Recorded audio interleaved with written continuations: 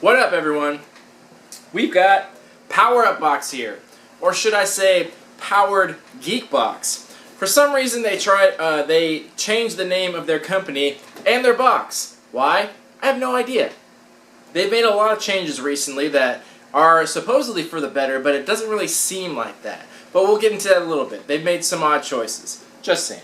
Anyway, so let's take a look at this box and see what we got. First, we got a t-shirt. So one good thing about this company, all their t-shirts are branded. We're never getting crossovers, and we're never getting like self-printed shirts. It's always branded. And this one's actually really nice. It has a really cool design.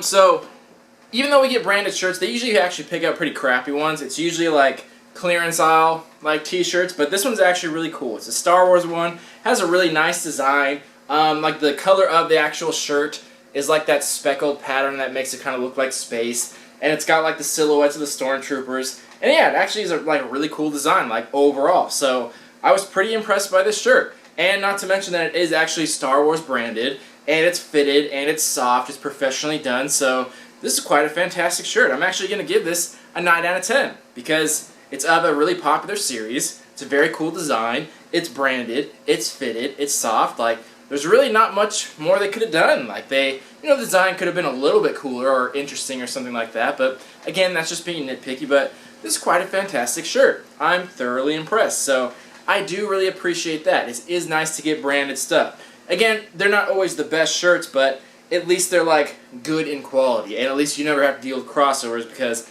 most of the time, those are horrible. Next. So the next item I'm going to talk about before I show it. So they sent out an email. By the way, this box just showed up. It is, I think, the 15th of November when I'm recording this, and this box just showed up. So this is October's box. This is the last box of October, and it just showed up. My science fiction box from Nerd Block showed up before this one. So boxes of November showed up before this box. This company has had quite a few problems, and I've had quite a bit of trouble trying to deal with them. Like problems with my card, getting charged, things getting shipped, things getting damaged, arriving extremely late, because they used to be one of the first boxes of the month, and now they're like an entire month late. So little changes that I don't really agree with, and that kind of seem to be heading in the wrong direction. On that note, you've heard me mention before that their box size has changed. They used to have a really big box, the biggest box out of anyone's, like really big, bigger than the Nerd Block box, because they're a $40 box and they have a lot of stuff in there. So it's merited that they have a big box. Then they switched to this smaller size box, and I'm not sure why. And it doesn't really matter until this month. They said that they're going to be sending an oversized pop figure, one of the 6-inch ones, which I've recommended that they do. With the more expensive box, they really should push the limits on what they can do. Put more expensive items in there. Put bigger items in there. Pop figures are so common in boxes, but you're always getting the small ones. Very rarely do you ever get the oversized one, unless it's a really expensive box, which this is. So I've always recommended that they do that. And they did, but they sent out an email about a week ago saying, hey, we can't fit our pop in the box, so we're going to take it out of the package and then just put it in the box and ship it that way. And they're like, cool, and you don't really get a chance to respond. They just assume that you're okay with it. And they're like, yeah, you're welcome for the heads up. And it's like, whoa, like, hold on, like, don't I get a say in this? Because I'm kind of not okay with that. The funny thing about the pop figures is a lot of people collect them. And I'm sure anyone that's watching this has watched millions of other YouTube videos of unboxings, of pop collectors, of anything that's Funko. And most people keep them in the boxes. You'll see people's backgrounds are just pop figures in the back. They keep them in the box because, one, that adds to the collector value of it. 2, it keeps it protected and in good shape. And 3, it's much easier to display. When you have something in the box, you can easily stack things on top of each other. So for Funko Pop figures, they can easily just stack them up all against the wall, and they don't have to buy shelves or anything. They just stack on top of each other really easily. So most people will keep them in the boxes for any one of those 3 reasons. Some people take them out. I do sometimes, but not even all the time. So the fact that they decide for you that they're going to take it out of the box, I'm kind of not okay with. It's not a huge deal, and it's not really a deal breaker, but it almost is, because it turns it into a used figure at that point, because chances are you're going to get a pop figure that you might not like. Usually that's okay because you can turn around and sell it online because there's such a good market for that. But once it's out of the box, that hurts the resale value of it. And now technically it's a used figure. Even though it's not used, it is used because now it's out of the box. So it's not really okay, like that they just assume that that's okay with everyone. It's like if someone was trying to sell you toilet paper and they're like, hey, we're going to give you this roll of toilet paper, do you mind if we wipe our asses with it first? And I'm like, no, don't give me your ass paper. Don't wipe your ass with it and then give it to me. Don't give me your used toys. Put it in the box and leave it there. And normally this wouldn't be a big deal, but like I said, they had a bigger box. They had a much bigger box that they were shipping things in, which that would have fit in.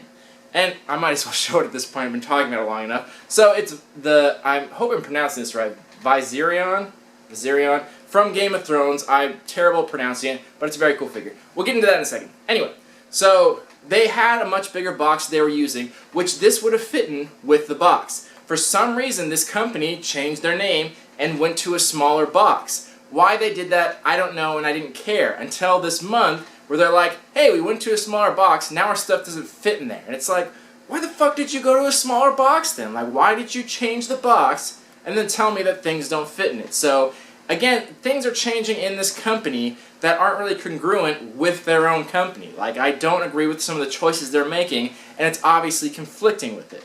So, that was a long spiel. I'm sorry for rambling. Anyway, to this figure. I like this figure, and I think it was a good choice. So, the good news about it is that this figure isn't particularly rare or hard to find, so the box isn't needed as much because it really doesn't have a lot of value, and it's not really going to go up in value because a lot of them were made. But still, I don't like the fact that it's side for you about the box. And the funny thing is, it came kind of damaged. There's little paint chips all over the place because Funko doesn't do a very good job painting their stuff. They always do a shitty job.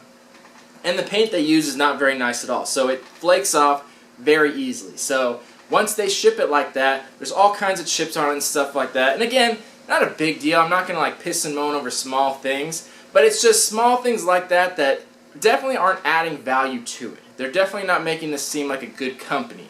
Again, probably not a deal breaker, but not in their favor either. So it's small things like that and small tweaks they're making that I'm not really a fan of. But regardless of that, I do genuinely like this pop figure. I'm not super into Game of Thrones. I actually haven't checked out the series yet, but I've heard it's quite fantastic. And I've actually seen this pop around and thought it was really cool and just thought about getting it just because it looks like a badass dragon. So I definitely like the oversized pop figures, the 6-inch ones, and I think more of the pricier boxes should explore these options. So I think it was a good call going in this direction, but bad execution how they went about it.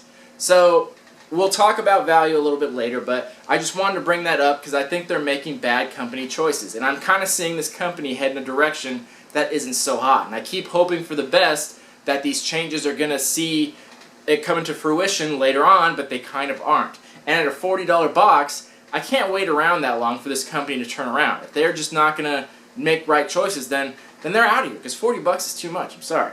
So after my 20-minute talk about this, we got a Game of Thrones 6-inch pop. I do like the pop, though. I think it's pretty cool. Now, moving on. After that, we got a mug. So we got a zombie mug here, and this is actually a heat change mug. So you can tell there's just a guy in the front, and then when you add something warm in there, some zombies appear behind him. So this is cool. Mugs are common. They come in boxes quite frequently, but everyone can use them, so that's cool. And the heat change one just makes it a little more interesting. So I think that's a good choice. Why not? Heat change mug. Then, keeping in theme with our zombie theme, we got a build your own zombie. And you're probably thinking, what the hell is a build your own zombie? It's kind of weird actually, and this is another one I don't agree with. So I'll open up the box, and basically what you get is some clay.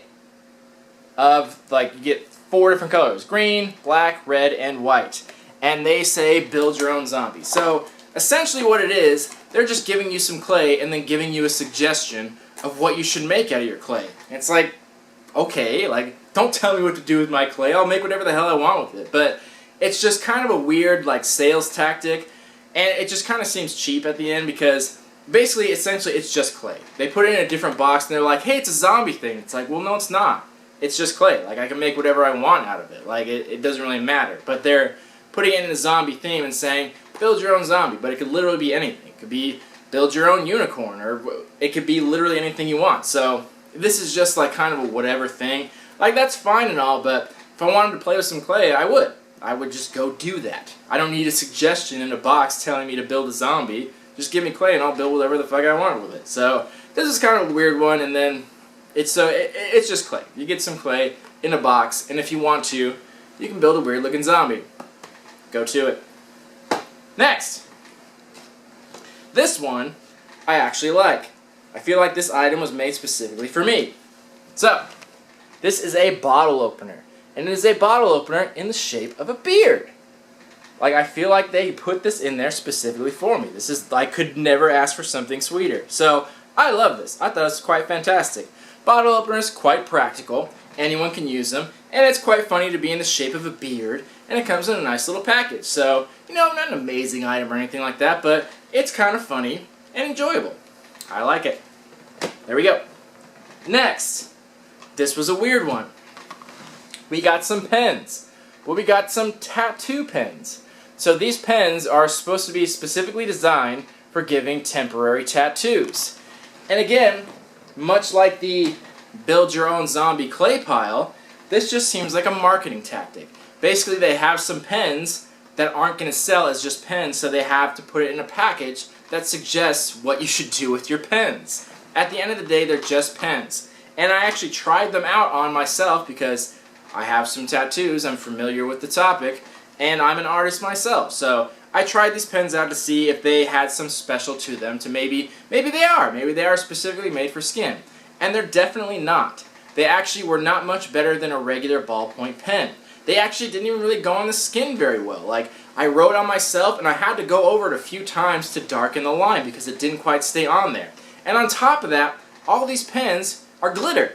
These are glitter pens. And I don't know what kind of tattoos they think exist, but I've never seen a glitter tattoo. So I don't know what they're really trying to say or sell here with this item, but it just seems weird, and it just seems like a weird marketing tactic, because at the end of the day, these are just regular pens. There's nothing special about them or that pushes them to be tattoo pens. And the funny thing about that is, I've actually given temporary tattoos to people because they've liked my art. And you know what's great for that? Sharpies. Sharpies are perfect for that. They go on the skin perfectly, they're semi-permanent, they don't wash off super easily, and they legitimately look just like fresh tattoo ink. So they're trying to compete with that, and they're not doing a good job. These are not nearly as good as Sharpies, and Sharpies aren't glittery. Like, it's just weird. These aren't what they say they do, and they're not for tattoos, and it's just a weird marketing thing. So, again, much like the clay thing, just kind of a useless item put in a special package. But we'll talk about that in a second. So our last thing in here was just some candy. We got some Halloween candy, a Butterfinger, some Mike and Ike, some lollipops, like nothing special about it, just random candy, which normally is fine because it is in the month of October, but considering this came halfway through November, not as fitting. Like, candy's candy, no big deal, but obviously that's in reference to trick-or-treating, and they shipped it a little bit late, like half a month late, for that to be relevant. So, that was all the items in the box. Let's go back through this box, talk about it a little bit, and give it a value. First, the shirt. Like I said, 9 out of 10. Fantastic choice. Like, this is the best shirt I've ever seen from this box. And one of the better ones I've seen out there, especially for a branded shirt. Very good choice. It'll still get the $12 to $15 value. Next, our pop. Our Game of Thrones Dragon Pop. So these, of this size, the pop figures are usually $15. I was in Barnes & Noble the other day, and they have this brand new for 15 bucks. So if Barnes & Noble's selling it for 15, that's kind of your max value, because Barnes & Noble marks everything up. Everything is more expensive there. So if it's 15 bucks there, that's the high end. But I'm not going to give it a $15 value. I'm going to give this a $12 to $15 value, because like I said, this is technically used. They give you a used figure because it's out of the box. Now, I'm not saying someone like played with it for a little while, but it doesn't have a box. It came damaged. There's paint chips all over it. There's scratches on it. Like, what part of this isn't used. So this is more of a $12 range, but I'll still give it the $12 to $15 range because I understand their problem with the box, but they could have made it a bigger box and they should have shipped it with the package. Like, it is a whole different market shipping something without the package, and I don't think that was a good choice. So that does actually hurt the value. You can't give us the full market value as something new because it's not anymore. So 12 to 15, and that's honestly being a little generous. Then, the mug. Our heat-changing mug. So this will actually go for like 12 to 15 bucks. Anything with like a design on it, like a mug, if you bought it in like even Target or something like that, it's at least 10 or 12 bucks. But a specialty one like this that has a cool like heat-changing thing with it, around 12 to $15. If it were in store, it'd probably be that much, and online about the same. So I think that's fair, 12 to 15 bucks for that. That works. Then, our zombie. So, wasn't a fan of this. I think this is totally worthless.